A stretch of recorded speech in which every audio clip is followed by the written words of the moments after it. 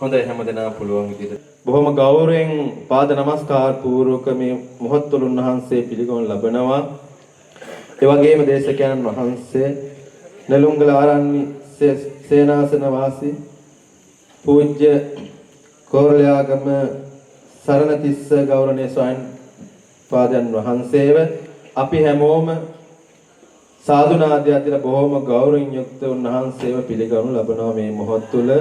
සදහවත් කාරුණික පින්නතුනි, ධර්ම ශ්‍රවණය කිරීමට පෙර ආතුව තිසරණ සහිත පංචශීලය සමාදන් වීම සඳහා සියලු දෙනාම নমස්කාර පාඨයේ සජ්ජායනා කරමු.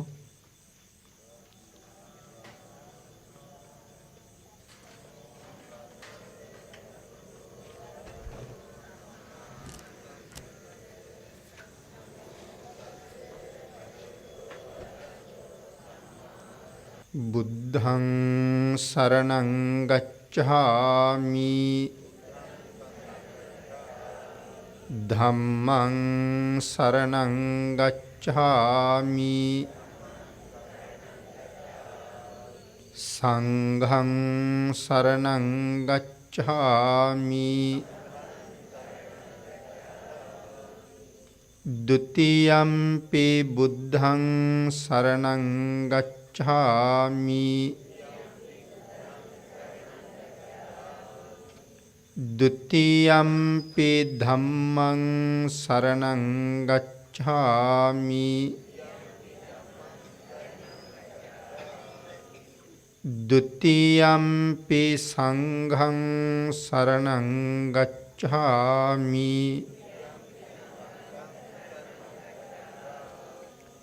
තතියම්පි බුද්ධං සරණං ගච්ඡාමි තතියම්පි ධම්මං සරණං ගච්ඡාමි තතියම්පි සංඝං සරණං ගච්ඡාමි තිසරණ ගමනං සම්පුන්නං පානාති පාතා වේරමණී සික්ඛාපදං සමාදියාමි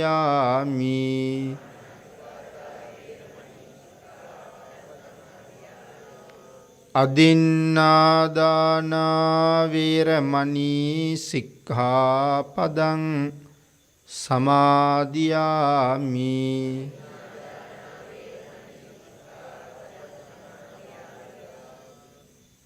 කාමේසු මිච්ඡාචාරා වේරමණී සික්ඛාපදං සමාදියාමි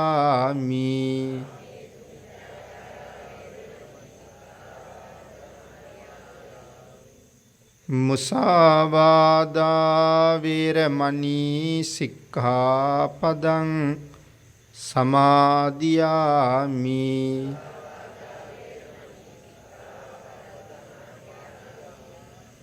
සුරාමේරය මජ්ජපමා දට්ඨානා වේරමණී සික්ඛාපදං සමාදියාමි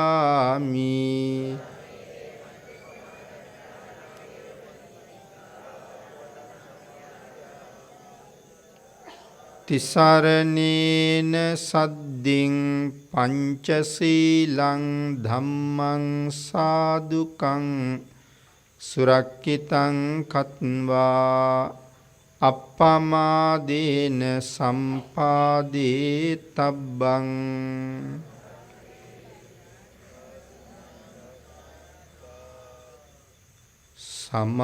සමන්තා චක්කවාලේසු අත්‍රා ගච්ඡන්තු දේවතා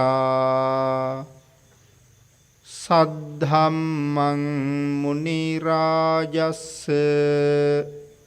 සුනන්තු සග්ග මොක්ඛදං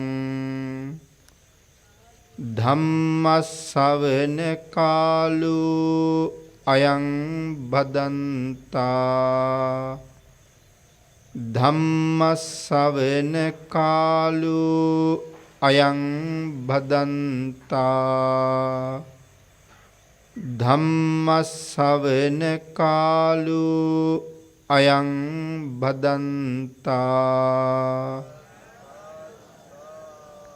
නමෝ තස්ස භගවතු අරහතු සබ්බ ධම්මේසු අප්පටිහත ඥානචාරස්ස දස බල ධරස්ස චතු වේසා රජ්‍ය විසරදස්ස සබ්බ සත්තුත්තමස්ස ධම්මිස්ස රස්ස ධම්ම රාජස්ස ධම්මස්සාමිස්ස තථාගතස්ස සබ්බඤුනෝ සම්මා සම්බුද්දස්ස නමෝ තස්ස භගවතු අරහතු සබ්බ ධම්මේසු අප්පටිහත ඥානචාරස්ස දස බල ධරස්ස චතු වේසා රජ්‍ය විසරදස්ස සබ්බ සත්තුත්තමස්ස ධම්මිස්ස රස්ස ධම්ම රාජස්ස ධම්මස්සාමිස්ස තථාගතස්ස සබ්බඤුනෝ සම්මා සම්බුද්දස්ස නමෝ තස්ස භගවතු අරහතු සබ්බ ධම්මේසු අප්පටිහත ඥානචාරස්ස දස බල ධරස්ස චතු වේසා රජ්‍ය විසරදස්ස සබ්බ සත්තුත්තමස්ස ධම්මිස්ස රස්ස ධම්ම රාජස්ස ධම්මස්සාමිස්ස තථාගතස්ස සබ්බඤුනෝ සම්මා සම්බුද්දස්ස වෙල්පල්ල පුරාණ විහාරස්ථානයේ විහාරාධිපති අතිපූජනීය අපේ පණ්ඩිත මාහිමිපාණන් වහන්සේගෙන් අවසරයි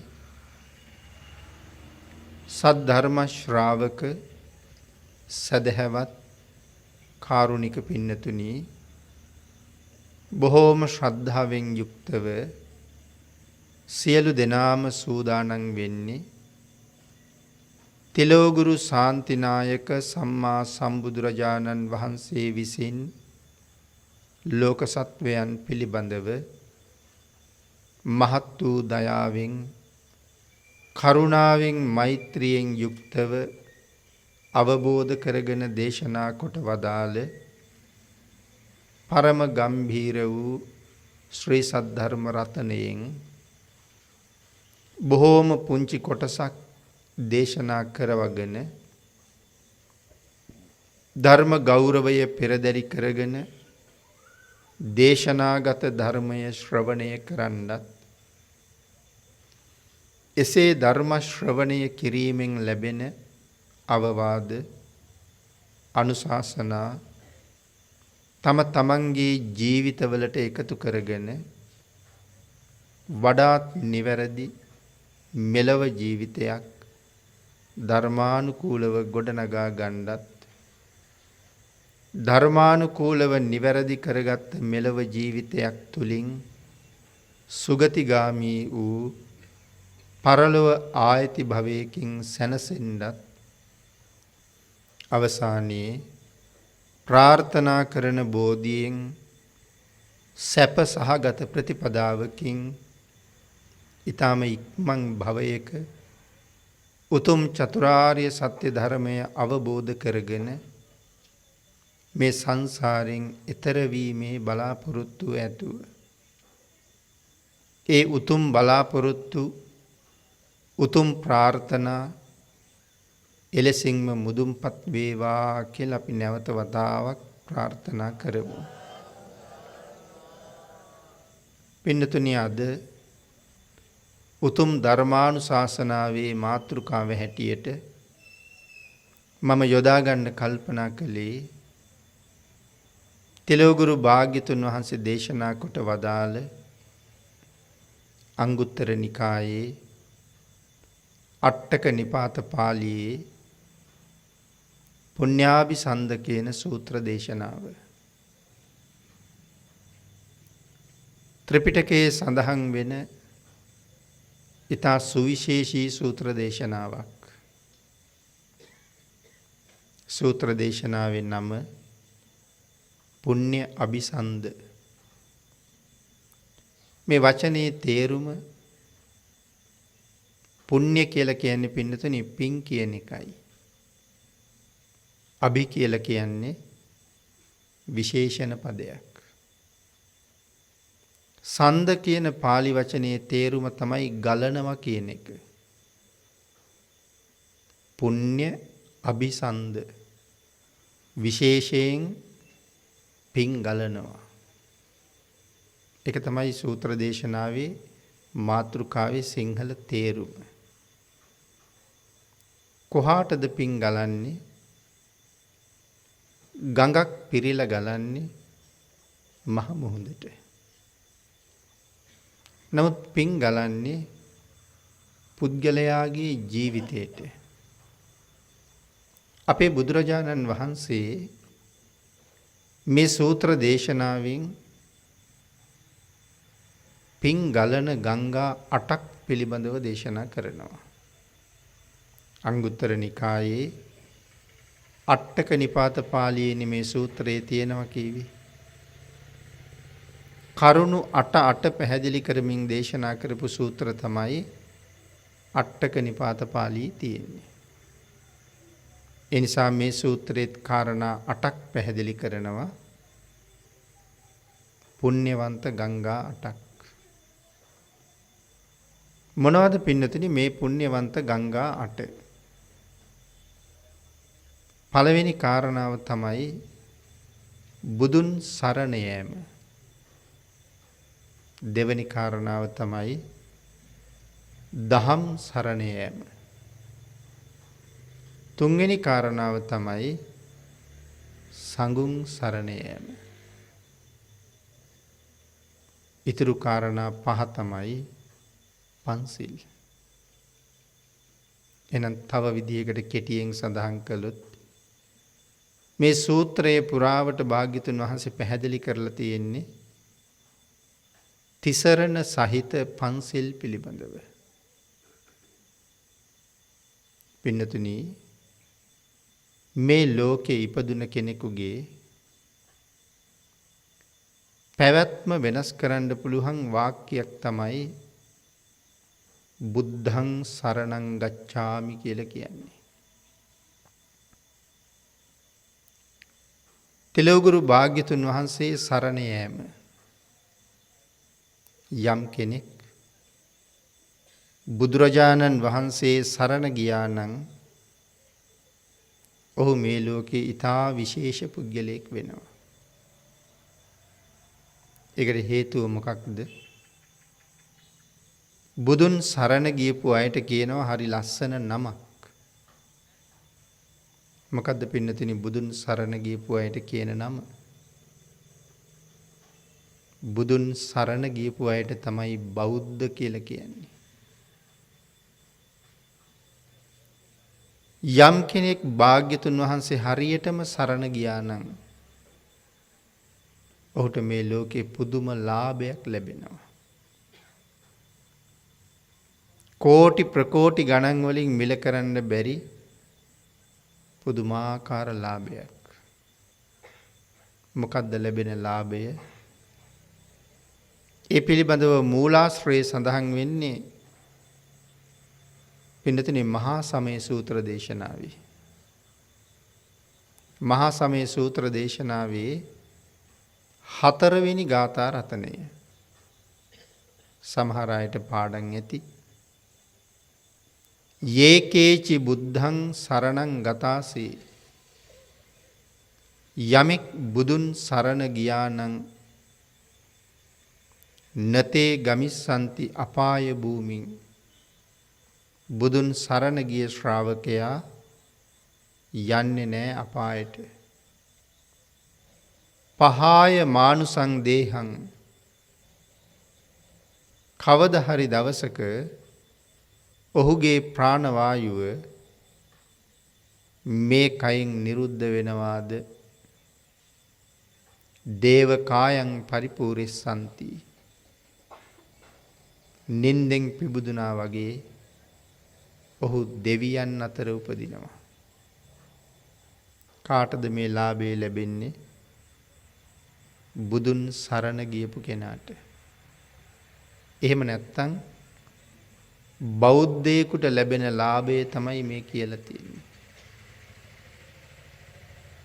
නමුත් කෙනෙක් බෞද්ධයෙක්ද නැද්ද කියලා අපි තීරණය කරන්නේ කොහොමද?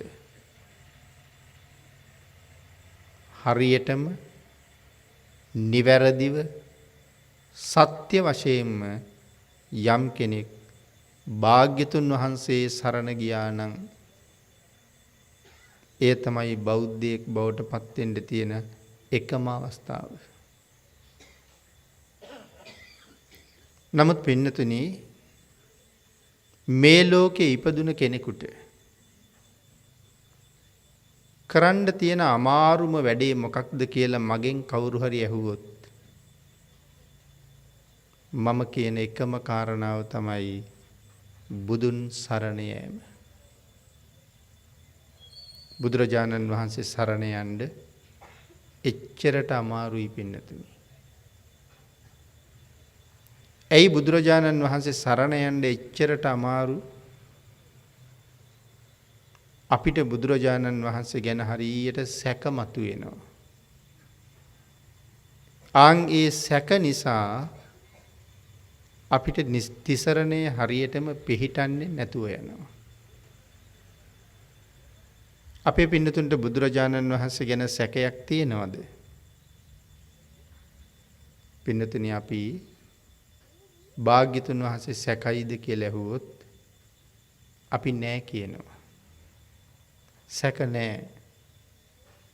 නමුත් කරුණක් පෙන්නලා ඇහුවොත් මේ කාරණාවත් පිළිගන්න පුළුවන්ද කියලා? ඒ වෙලාවට පිළිගන්න ටිකක් මැලි වෙනවා පින්නතුනි.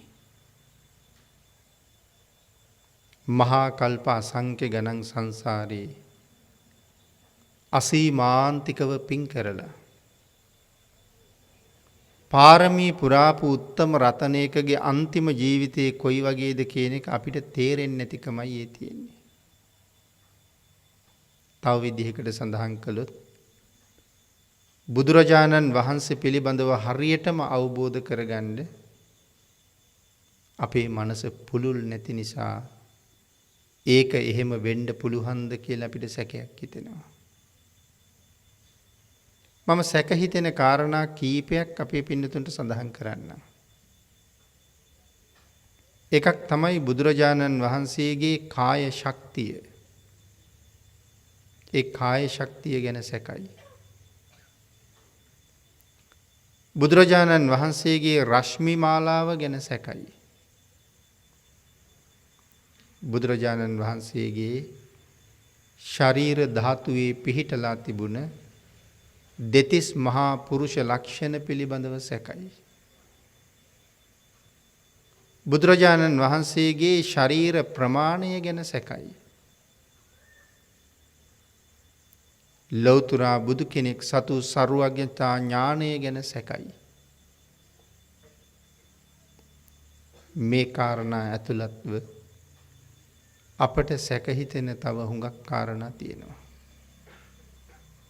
වර්තමානයේ වෙනකොට නම් බුදුරජාණන් වහන්සේ ඉපදුනේ කොහෙද කියලාත් සැකයි. මේ මාතෘකා හැම එකක්ම දීර්ඝව සාකච්ඡා කළ යුතු මාතෘකා. නමුත් අපි යම් කාලයක් අරගෙන යම් ප්‍රමාණයක් සාකච්ඡා කරමු. පින්නතුනි බුදුරජාණන් වහන්සේගේ කාය ශක්තිය කොච්චරද කියලා අහලා ඇති නේද දැන්? බුදුරජාණන් වහන්සේගේ ශරීර ශක්තිය මධ්‍යම ප්‍රමාණයේ පුරුෂයෝ කෝටි 10000ක ශක්තිය. නිකං 10000ක් නෙමෙයි කෝටි 10000ක්. සැකද නැද්ද කියලා මම අහන්නේ නැහැ. තමන්ගේ මනසත් එක්ක කතා කරලා අහලා බලන්න මේ කාරණාව පිළිගන්න පුළුවන්ද කියලා.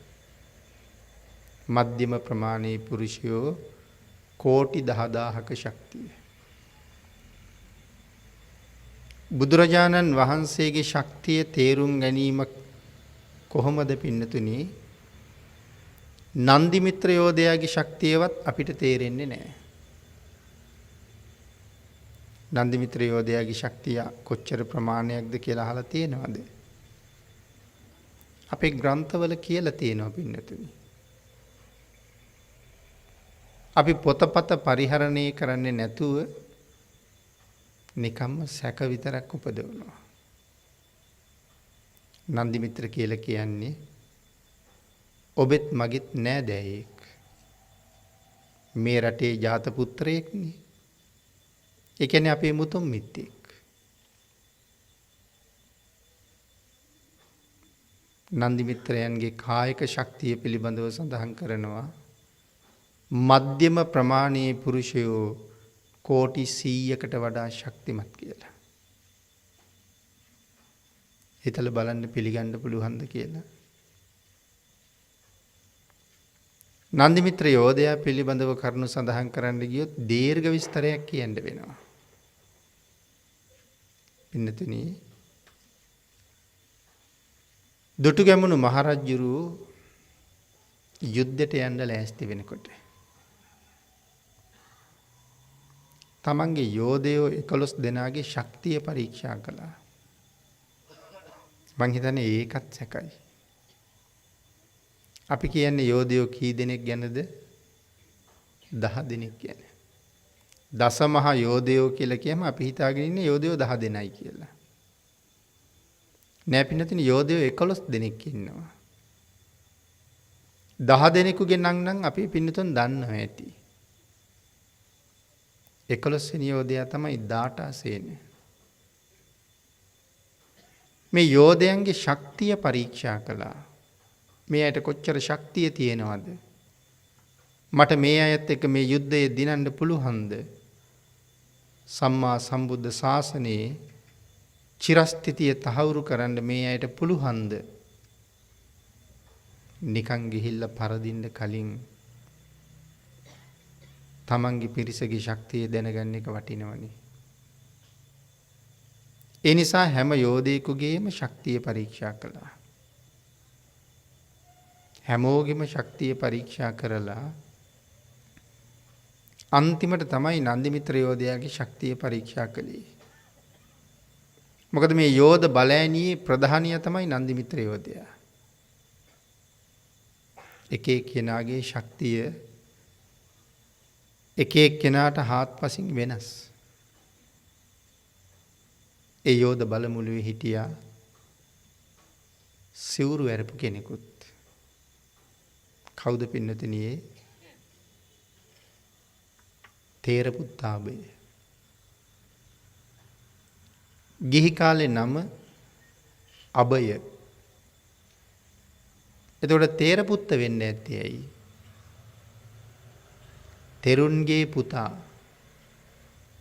අභය කුමාරයාගේ තාත්තා ලංකාවේ රහතන් වහන්සේ නමක්. තෙරුන්ගේ පුතා කියලා කිව්වේ ඒකයි. අභයට පස්සේ කාලේ නමක් එකතු වුණා තේරපුත්ත අභය කියලා. තාත්තා රහතන් වහන්සේ නමක්, පුතත් පැවිදි වෙලා තමයි හිටියේ. මේ යෝධ බලමුළුවේ හිටියා බොහොම මිටි ශරීරයක් තිබුණ යෝධයෙක්. මතකද කවුද කියලා? ගෝඨයිම්බර. එක දවසක් තමන්ගේ පිරිසත් එක්ක පන්සලට ගියා.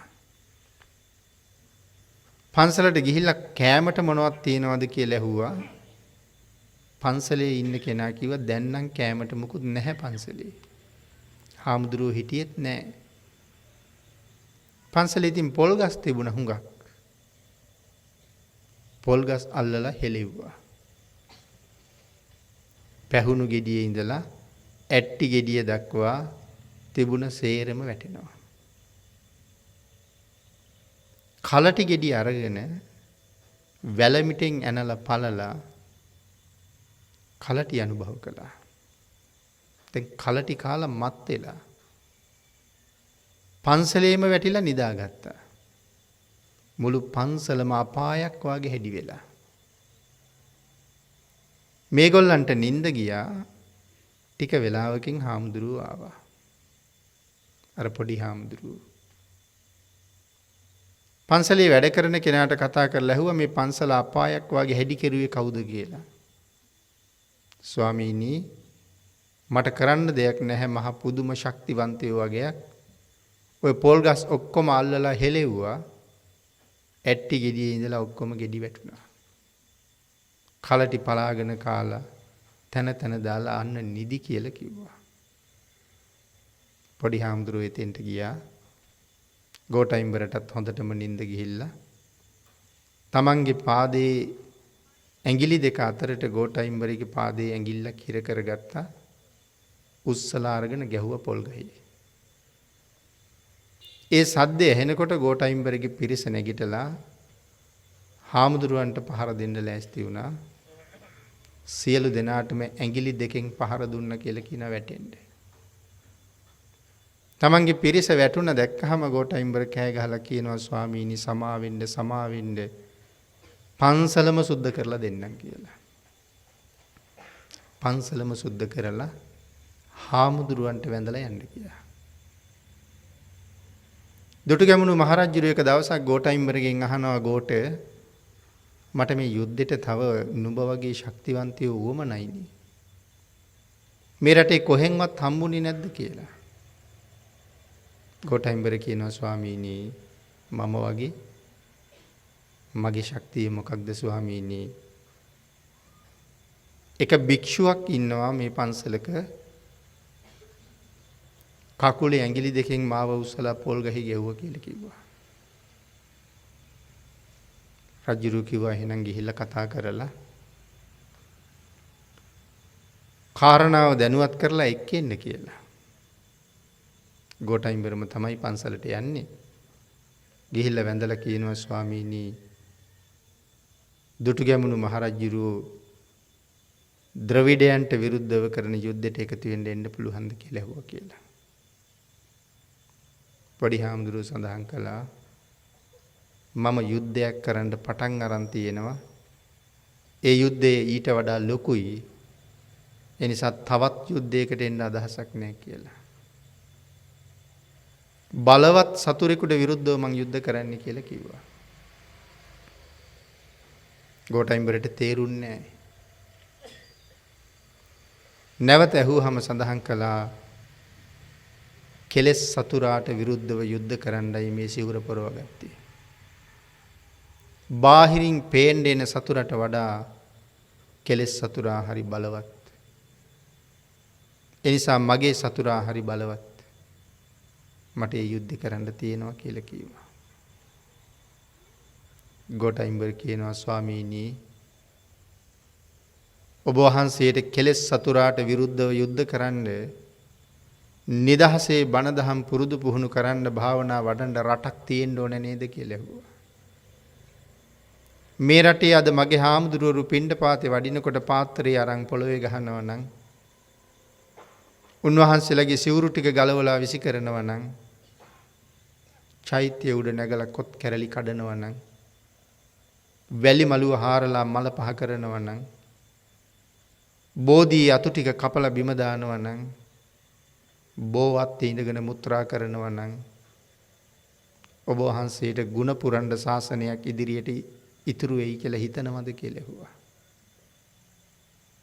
ටිකක් බිම් බලාගෙන කල්පනා කරලා උන්වහන්සේ කියනවා හොඳයි යන්න. මගේ පෞද්ගලික නිවනට වඩා සම්මා සම්බුද්ධ ශාසනයගේ චිරස්ථිතිය මට වටිනවා. එනිසා මං එන්නම් කිව්වා කියලා කියන්නේ. හැන්දෑවේ සිවුර ගලවලා පසකින් තියලා භාග්‍යතුන් වහන්සේට පොරොන්දුවක් දුන්නා.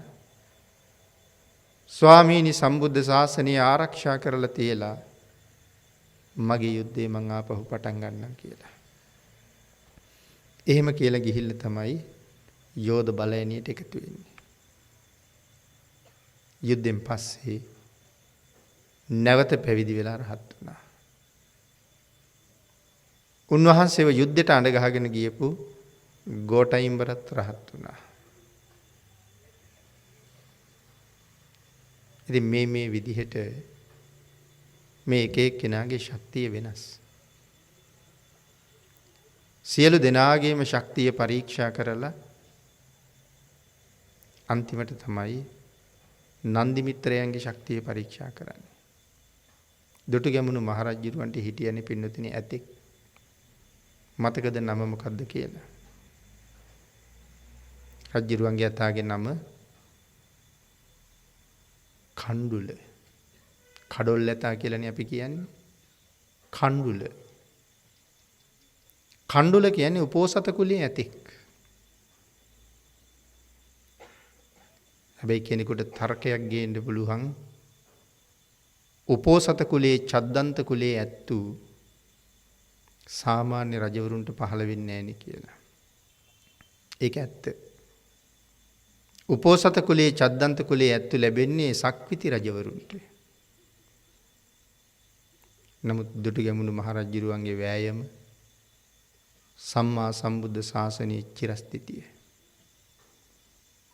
ඒ ශාසනය බේරලා තියන්න නිසාම දෙවියන් විසින් උපෝසත කුලයේ ඇතෙක් රජුරුවන්ට ලබලා දෙන්න ඇති.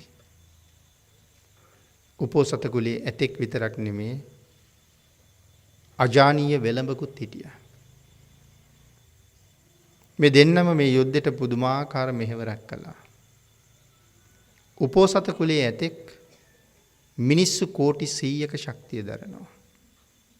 භාග්‍යතුන් වහන්සේගේ ශක්තිය ගැන කියනකොට මම ඒ කාරණාව පැහැදිලි කරන්නම්.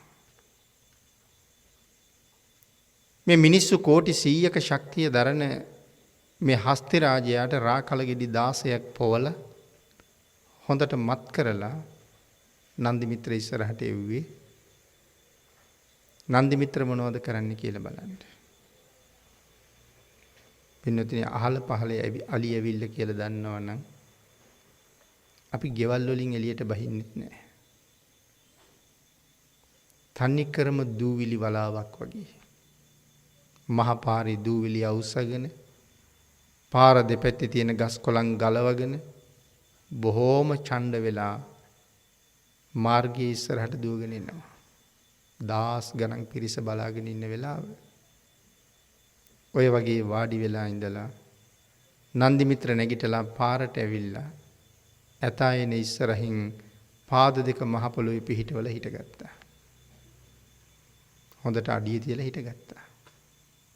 වල්ගයත් ඔසවගෙන කන්තලත් නගාගෙන හොඬත් ඔසවගෙන කන් බීරි වෙන තරම් කෑ ගහගෙන නන්දි මිත්‍ර ඉස්සරහට දුවගෙන එනකොට ඇතා කොච්චරට ලං වුණාද කියනවනම් ඇතාගේ දල දෙක නන්දි මිත්‍රගේ ඇඟ දෙපැත්තෙන් ගමන් කරා. අපිට ඒකෙන් තේරෙන ඊළඟ කාරණාව මොකක්ද? මේ යෝධයෝ කියලා කියවට මහ විශාල ඇඟවල් තිබිලාද? නෑ පින්නතුනි, සාමාන්‍ය ඇඟවල්. ඇතෙකුගේ දල දෙක අතර එච්චර ලොකු පරතරයක් නැහැනේ. ඇඟ විශාල නැහැ, ශක්තිය තමයි තිබ්බේ. දල දෙක දෙපැත්තෙන් යනවත් එක්කම දලේ මුලට අත තියලා ඇතාව උස්සලා පිටිපස්ස බිම ඇන්නා. බිම ඇනලා කියනවා, තිරිසනා මම කවුරු කියලා හිතාගෙන ආවද කියලා. ජනප්‍රවාදී තියෙනව නේද පින්නතුනි? සෑහෙන කාලයක් පොල් ගෙඩියක් හක්කේ තියාගෙන හිටියා කියලා. ඒ නන්දි මිත්‍රට ගහන්න. පිරිස ඉස්සරහ පිට Tamanට නිඳා කළා කියලා. විජිතපුරේ පෞර බින්දින වෙලාවේ තමයි ඒ පොල් ගෙඩිය බිම දාන්නේ. මොකද එක වතාවක් ඇතාගේ ඇඟට ලෝදිය හැලුවා. නමුත් ඇතුන් පිළිබඳව වෛද්‍යාචාර්යවරු බෙහෙත් කළාට පස්සේ ආයෙත් ඇතා යුද්ධයට ආවා. සතුරු පිරිස දන්නවා මේ ඇතා මරාගත්තොත් මේ යුද්ධය 4න් 1ක් දිනුවා වගේ කියලා. ඒ නිසා උඩ පවුරේ ඉඳලා විශාල ගලක් කොන්ද උඩට වැට්ටුවා. හැබැයි කවුරුත් ඒක දැක්කේ නැහැ. නමුත් නන්දි මිත්‍රය වෙනකොට සෑහෙන ඈත තමයි හිටියේ. නමුත් දැක්කා. නන්දි මිත්‍ර හොඳ ආකාරවම දන්නවා මේක වැටුනොත් කොන්ද කැඩෙනවා. ඇතාගේ කොන්ද කැඩෙනවා කියලා කියන්නේ මේ යුද්ධේ අපිට සෑහෙන්න අපහසු වෙනවා. ඒක නිසා තමන් ඉන්න තැනින් අහසට පැනලා තමන්ගේ පලිහෙන් අර ගලට ගහලා පැත්තකට විසි කරනවා. ඉතින් ඒ කාරණාව හස්තය දකිනවා. මූණ දිහා බලාගෙන ඉඳලා ඒ වෙලාවේ තමයි අර පොල් ගෙඩිය බිම දැම්මා කියලා කියන්නේ. ඉතින් ඒ කාරණාව දිගට විස්තර කරන්න ගියොත් කාරණාව හුඟක් දිගයි. එතකොට නන්දි මිත්‍රගේ ශක්තිය මිනිස්සු කෝටි 100කට වඩා වැඩි. සංසාරේ මොනව කරන්න ඇද්ද මේ ශක්තිය ලබන්න? පින්නතනි මූලාශ්‍ර 3ක් විතරයි කියලා තියෙන්නේ. රහතන් වහන්සේ නමකට ඈත භවයක දානයක් දීලා තියෙනවා. මූලාශ්‍රයක තියෙන දානයක් දුන්න කියලා. එකවරක් නෙමේ දහස් වරයි දසදහස් වර රහතන් වහන්සේලාට දන් දෙන්නේ නැති මේ සංසාර ගමනේ. හැරමිටි පූජා කරලා තියෙනවා. දැන් හිතා ගන්නකො හැරමිටියක් දන් දෙනවා කියන එක කොච්චර ලොකු පින්කමක්ද කියලා. තනියම වාරුවක් නැතුව ඇවිදින්න බැරි කෙනෙකුට හැරමිටියක් දුන්නාම තනියම යනවනේ පින්නතුනි.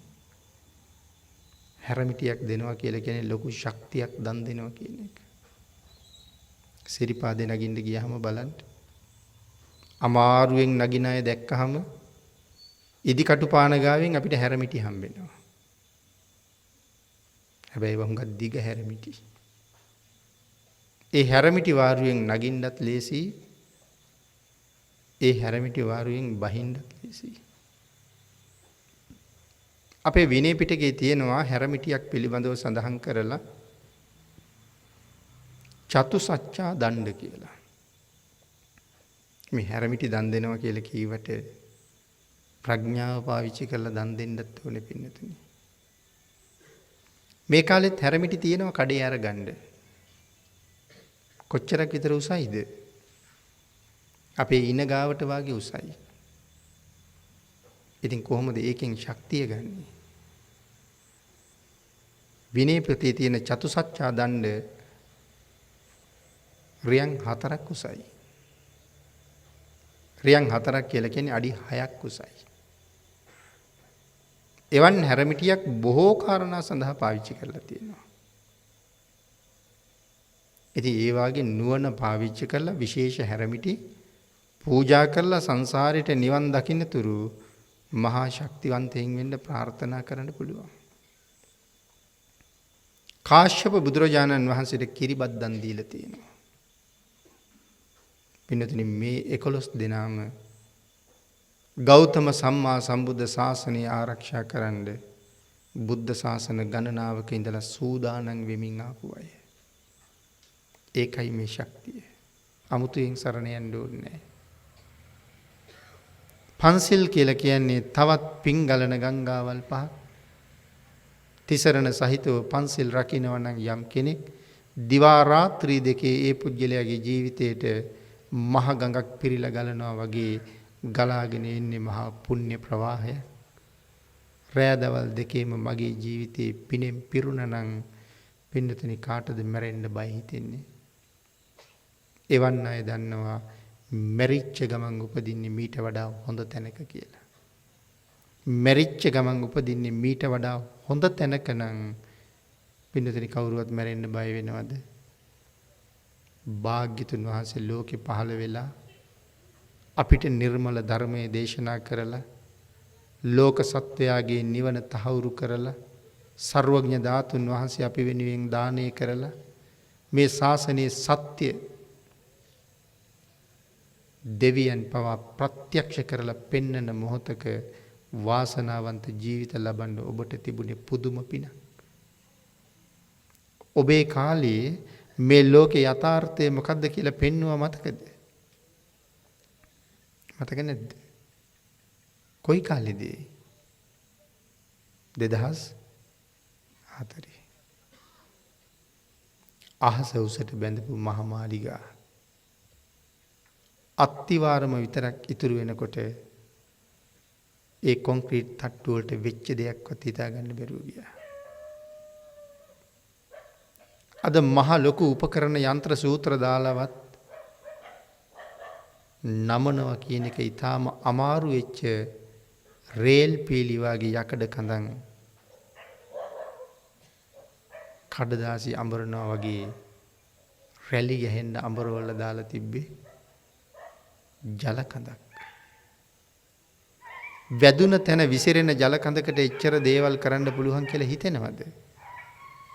නමුත් අපේ අස්පනා අපිට ඒක කරලා අපිට පෙන්නවා. මහ පොළොවේ යට කළු ගල දක්වා වලවල් හාරලා එතන ඉඳලා පටන් අරගෙන ගොඩනගපු මාලිගාවල් වලට ඉන්න තැන පිහිටන්න බැරි වෙනකොට හන්දියක් ගානේ තියලා තිබිච්ච පොඩි වීදුරු කුටියක වැඩ හිටපු බුදු පිළිමයක්වත් ඒ සුනාමි රැල්ල අරන් ගියේ නෑනේ පින්නතේ. ගාල්ල මාතර පැත්තේ සමහර විහාරවල වහලෙත් නෑ බිත්තිත් නෑ. අදත් අන්තර්ජාලේ බලන්න ඒ කාලේ හිටපු නැති කෙනෙක් ඉන්නවනම්. නමුත් වහලේ ගැලවිලා වැටෙනකොට පිළිම වහන්සේ උඩට පරාලයක් වැටිලා මෙන්න මෙතන කැඩුනා කියලා කියන්න එක තැනක්වත් තිබුණේ නෑ. බෙත්තිත් ගිහිල්ලා වහලෙත් ගිහිල්ලා පිළිම 4-5 එහෙම්මම තියෙනවා. ස්වභාව ධර්මයේ මහ විශාල පණිවිඩයක් අපිට කියලා දුන්නේ. නමුත් ඉතින් අපේ අවසනාවට ඒක තේරුම් ගන්න අපිට බැරි වුණා. ඔය සෙවණගල පැත්තේ ගමක් යට ගියානේ නාය ගිහිල්ලා. ගමෙන් ඉතුරු වෙලා තිබුණා බෝධින් වහන්සේ ළඟ තිබිච්ච බුදු පිළිමේ. බෝධියයි බුදු පිළිමේ තිබුණා ගම යට වෙලා. පස්සේ කාලේ පත්තරයක ලියුමක් තියෙනවා ගමක් යට කරලා බෝධියකුයි පිළිමෙකුයි ඉතුරු කළේ මොනව කරන්නද කියලා. ලෝකෙටම පණිවිඩයක් දීලා තියෙන්නේ. මේ තියෙන්නේ ලෝකේ සත්‍ය. ඉඳ වහාම භාග්‍යතුන් වහන්සේට කීකරු වෙන්න කියලා. ඒක තේරුම් ගන්න බැරි අය අහන්නේ පිළිමයක් ඉතුරු කළේ මොනව කරන්නද කියලා. වර්තමානයේ මම සඳහන් කළ ආර්යයන් වහන්සේලා අපි ගැන සතුටු නැහැ කියලා. ඒ නිසා මේ මහ පොළොව හොලවලා මේවා ඔක්කොම ගිලා බස්සන්නත් බැරි කමක් නැහැ. නමුත් සර්වඥ ධාතුන් වහන්සේලා දරාගෙන වනරොද උදින් අහස් කුසෙන් සුදුවට පේන චෛත්‍ය රාජයන්න් වහන්සේලා මේ රටේ දහස් ගණන් ලක්ෂ ගණන් නිල් පාට වනපෙතට උඩින් භාග්‍යතුන් වහන්සේගේ ශාන්ත මුව මඩල අඩි 100 උස ප්‍රතිමා වහන්සේලා මේ රටේ හාත්පස බලාගෙන ඉන්නවා. ඒ වස්තුන් ගිල්වන්න බැරිකමට හොලවන්නේ මිසක් නැත්තම් වර්තමානයේ අපි ගාව තියෙන පාප කර්ම වල හැටියට මේකට එන්න ඕන එක භූමිකම්පාවයි. නමුත් ඉංගියකින් පෙන්නවා ඒ සම්පත් ටික ඉතුරු කරලා අනාගත පුණ්‍යවන්තයන්ට ඕනනම් පෞකාරය වතු ගාලා දාන්නත් පුළුවන් කියලා. ඒ පෙන්වුවේ සුනාමියේදී. සුනාමිය තිබුණේ විශේෂ දවසක. මං කියවනේ දෙවිවරු මිනිස්සු ගැන සාකච්ඡා කරන කාලේ කියලා. පසළොස්වක පෝය. දරන්න බැරි විදිහේ තීන්දුවක් ගත්තද දන්නේ නැහැ බැරිම තැන. මොකද බුදුරජාණන් වහන්සේගේ රූප ඉටිපන්දමේ හදලා ඒකෙන්ම නැව හදලා පත්තු කරලා මහමුදට පා කරලා ඇරියා. භාග්‍යතුන් වහන්සේගේ රූපය පාවහන් වල යොදලා ඒක පැලඳගෙන තමයි වෙරළේ ඇවිද්දී. භාග්‍යතුන් වහන්සේගේ රූපය කාන්තා යට ඇඳුම් වලට යොදාගෙන එව්ව ඇඳගෙන තමයි සමහර වෙලාවට නෑවේ. මණිමේකලා දේවතාවා පැමිණිලි නොකලා වෙන්න බැරි නෑ පින්නතුනි. මහසාගරයට අධිපති මණිමේකලා දේවියනේ. ඒක නිසා සිද්ධ වුණ දේවල් එහෙමයි. අපි නොදන්න දේවල් ගොඩයි. හේතු සම්බන්ධතා කොයි පැත්තෙන් හරි තියලා අපිට මේ ස්වභාව ධර්මයේ තරම පෙන්නලා දුන්නා.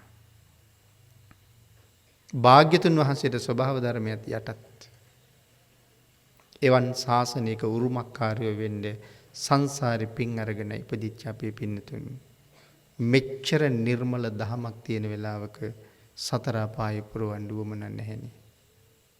භාග්‍යතුන් වහන්සේට කීකරු ශ්‍රාවකයෝ වෙලා මේ ලෝකේ තමන්ගේ කාර්ය සම්පූර්ණ කරලා මෙලවට මම ආවේ මොකටද කියන ප්‍රශ්නෙට උත්තර හොයාගෙන ඒ ප්‍රශ්නෙට පිළිතුරු සපයාගෙන කවදා හරි දවසක මාරයා දැක දැක hina වෙලා ඇස් දෙක පියාගන්න. එවන් පිරිසක් බවට පත් වෙන්න අවශ්‍ය තුනුරුවන්ගේ ආශිර්වාදය ඔබ සියලු දෙනා වෙනුවෙන් නොඅඩුවම ලැබේවා කියලා ප්‍රාර්ථනා කරනවා. සදහවත් පින්නතුනි, අද මේ උතුම් ධර්මානුශාසනාව සිදු කිරීමේ ප්‍රධාන පරමාර්ථය මීට වසර 3කට පමණ පෙර අපවත් වී වදාළ පූජ්‍ය රද්දලානේ රූපනන්දා මෙහෙණින් වහන්සේට පින් අනුමෝදන් කිරීම සහ මර්සලින් අධිකාරී පියාණන්ට පින් අනුමෝදන් කිරීමත්, සුජීවත්ව සිටින නවරත්න බණ්ඩා පියාණන් සහ චන්ද්‍රාවතී මෑණියන්ට නිදුක් නිරෝගී භාවය ප්‍රාර්ථනා කිරීමත්, තවද ධර්ම දේශනාව සඳහා පූජා භූමිය මෙන්ම සියලු සහයෝගයන් ලබා දුන් විහාරාධිපති පූජනීය අවසරයි ඔක්කම්පිටියේ ඥානරතන ස්වාමින් වහන්සේටත්, සහෝදර අධිකාරී මහත්මයා ඇතුළු කළුආච්චිගම ව්‍යාපාරික සංගමයේ සියලුම සමාජික මහත්ම මහත්මීන්ටත් නන්නයිරින් සහයෝගය දැක් වූ සියලුම දෙනාටමත් මේ සියලුම කුසල ධර්මයන් අඩු නැතුව අනුමෝදන් වේවා. සියලු දෙනාගේම නමින් නිදන ප්‍රාප්තියට පත්වන සියලුම ඥාති මිත්‍රාදීන්ට මේ පින් අනුමෝදන් වේවා. සුජීවත්ව සිටින සියලු දෙනාටම උතුම් රත්නත්‍රයේ අනන්ත ආශිර්වාදයෙන් නිදුක් නිරෝගී භාවයේ චිරජීවනයේ සැලසේවා ප්‍රාර්ථනා කරන බෝධියෙන් සැප සහගත ප්‍රතිපදාවකින් ඊ타ම ඉක්මන් භවයක අති උතුම් අමා මහ නිවනින් සැනසෙන්න ඔබ සියලු දෙනාටම මේ පින්පෙත් හේතු වේවා. ඔබට ධර්මයේ දේශනා කිරීම සඳහා මම හදල වඩල පෝෂණය කළ මාගේ දයාබරණීය මෑණියන්ටත් සදාදරණීය පියාණන්ටත් නිදුක් බව නිරෝගී බව චිරජීවනයේ සඳහා මම රැස් කරගත් සියලුම කුසලානිසංස ධර්මයන් අඩු නැතුව අනුමෝදන් වේවා. නිවැරදි තථාගත ධර්මයේ ලෝකයට දානය කරන්න මග කියලා දෙන කල්යාණ මිත්‍ර ගුරු දේවෝත්තමයන් වහන්සේගේ උතුම් පාරමිතාව මුදුන්පත් වේවා. එතෙක් ලෝක ශාසනික වශයෙන් සිදු කරනු ලබන ඒ උතුම් මහ මෙහෙවර නිදුක්ව නිරෝගීව සම්පූර්ණ කරන්න අවකාශ සැලසේවා. අපවත් වී වදාළ ගුරු දේවෝත්තමයන් වහන්සේලාට පින් අනුමෝදන් වේවා. සුජීවත්ව වැඩ ඉන්න ගුරු දේවෝත්තමයන් වහන්සේලාට නිවන් පිණිසම මේ කුසල කර්මයේ හේතු වේවා. ගිහි පැවිදි සහෝදර පිරිස සහෝදරියන් සියලු දෙනාටම මේ පින්පෙත් අඩු නැතුව අනුමෝදන් වේවා. සිව්පසයෙන් අපෝපස්ථාන කරන දායක කාරකාදී පින්නතුන් සියලු දෙනාටම මාරස් කළ ධර්ම දානමේ කුසලයේ අනුමෝදන් වේවා. නිදන ප්‍රාප්තියට පත්වන රූපනන්දා මෙහෙණින් වහන්සේට වගේම දායක පින්නතුන් පින් අනුමෝදන් කළ සියලු දෙනාටම මේ පින් අනුමෝදන් වේවා. මේ පින්කම සඳහා නන්නාකාරයෙන් උදව් උපකාර කළ සියලු දෙනාටමත් මම රැස් කරගත් සියලු කුසල් අනුමෝදන් වේවා. පැය දෙකක කාලයක් සද්ධර්ම ශ්‍රවණය කළ ලොකු කුඩා ඔබ සියලුම දෙනාට මම රැස් කරගත්ත උතුම් කුසල් අනුමෝදන් වේවා. ඔබ රැස් කරගත්ත ධර්ම ශ්‍රවණානිසංසමේ කුසලය අනුකම්පාවෙන් මා කෙරෙහිත් අනුමෝදන් කරත්වා. ඔබ මම අපි සියලු දෙනාම රැස් කරගත්ත සියලුම පුණ්‍ය ධර්මයන් විහාරාධිපති අපේ පණ්ඩිත හාමුදුරුවන් වහන්සේටත් මේ අවස්ථාවට වැඩම කොට වදාළ මා කල්යාණ මිත්‍රෝත්තම අවසරයි අපේ ධම්මරතන පණ්ඩිත හාමුදුරුවන් වහන්සේටත් මේ සියලු කුසල ධර්මයන් අඩු නැතුව අනුමෝදන් වේවා. නිදුක් නිරෝගී භාවය චිරජීවනයේ සැලසේවා. පින්කම වෙනුවෙන් නන්නායකාරයෙන් උදව් උපකාර කළ සියලු දෙනාටමත් නිදන ප්‍රාප්තියට පත් වුණ ස්වර්ණශීල මහත්මයා ඇතුළු සියලුම ඥාතිවරුන්ටත් මියගිය ඥාතීන්ටත් මේ පින් අනුමෝදන් වේවා. මගෙත් සමග මේ ස්ථානයට පැමුණුණු මාගේ සහෝදරයාටත් අපේ එස්.කේ. පියාණන්ටත් සදිස පුතණුවන්ටත් මේ පුණ්‍ය ධර්මයන් අනුමෝදන් වේවා. පින්නතුනි, ඔබ මම අපි සියලු දෙනාම රැස් කරගත්ත මේ සියලුම කුසලානිසංස ධර්මයන් කෝටි ලක්ෂයක් සක්වලේ සියලුම ආර්යයන් වහන්සේලාටත් සත්පුරුෂයන් වහන්සේලාටත් අඩු නැතුව අනුමෝදන් වේවා. සහම්පති මහා බ්‍රහ්ම රාජයන් වහන්සේ සනන් කුමාර ගටිකාර තිස්ස කියන බ්‍රහ්ම රාජෝත්තමයන්න් වහන්සේලා සුද්ධාවාස වාසී වූද බ්‍රහ්ම ලෝක වාසී වූද දිව්‍ය ලෝක වාසී වූද සියලුම ආර්යයන් වහන්සේලාට සහ සත්පුරුෂයන් වහන්සේලාට මේ පින් අනුමෝදන් වේවා. මෛත්‍රී මහ බෝසතාණන් වහන්සේටත් සියලුම මහ බෝසතාණන් වහන්සේලාටත් උන්වහන්සේලාගේ පිරිසටත් සියලුම චූල බෝසතාණන් වහන්සේලාටත් උන්වහන්සේලාගේ පිරිසටත් මේ සියලු පින් අනුමෝදන් වේවා. සතරවරන් දෙවි මහ රජදරුවන්ටත් උන්වහන්සේලාගේ පිරිසටත් ආකාශස්ත භූමස්ත රුක්ෂ දේවතා සියලු වලාහක දෙවිවරුන්ට වගේම සියලුම සම්මාදිට්ඨික දෙවි දේවතාවුන් වහන්සේලාට මේ පින් අනුමෝදන් වේවා. අද ධර්මානුශාසනාවේ දායකත්වයේ දරන පින්වත් පිරිස වෙනුවෙන් මුලින්ම මේ ආරාධනාව සිදු කරන්නට යෙදුන නිකවැරටිය උණගොල්ල ගමේ සුනිල් මහත්මයාටත් මේ පුණ්‍ය ධර්මයන් එලෙසින්ම අනුමෝදන් වේවා. ඔබ අප සියලුම දෙනාට ඊ타ම ඉක්මන් භවයක ඊ타මත්ම කෙටි කාලයකින් සැප සහගත ප්‍රතිපදාවකින් අමා මහ නිවනින් සැනසෙන්න මේ සියලු පුණ්‍ය ධර්මයන් හේතු වාසනා වේවා කියලා ප්‍රාර්ථනා කරමු.